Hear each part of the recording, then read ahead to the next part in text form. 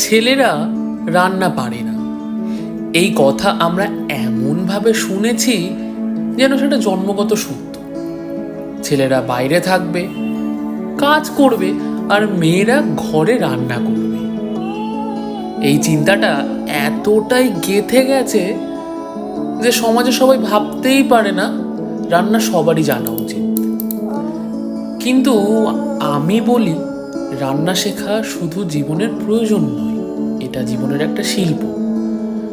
রান্না মানে শুধু পেট ভরানো নয়, রান্না মানে কেয়ার করা, রান্না মানে প্রেজেন্স, রান্না মানে কাউকে বোঝানো তুই আমার জন্য ঠিক কতটা গুরুত্বপূর্ণ।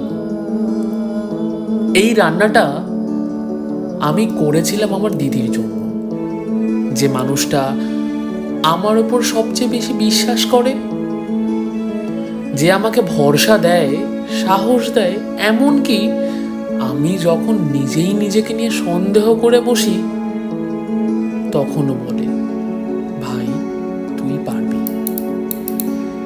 দিদির জন্য কিছু একটা করতে মন চাইছিল, কোনো দামি উপহার নয়, আবার সাজানো কোনো চিঠিও নয়, শুধু নিজের হাতে বানানো একটা পদ, যেটার প্রতিটি মশলায় লেগে আছে ভালোবাসা। তার সাথে সম্মানটাও আছে, নইলে আমার পিঠের চামড়া থাকবে না যে।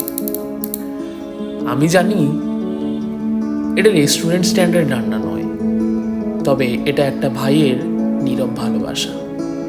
একটা মানুষকে বলা, তুই আছিস বলেই আমার নিজেকে আজ এতটা শক্ত মনে হয়। তাই হ্যাঁ, রান্না শেখা সবার দরকার, কারণ জীবনটা কেবল খাওয়া বা খাওয়ানো নয়, জীবনটা কেয়ার করা, আর সেটা শুরু হয় চুপচাপ একটা গরম ভাতের থালা থেকে।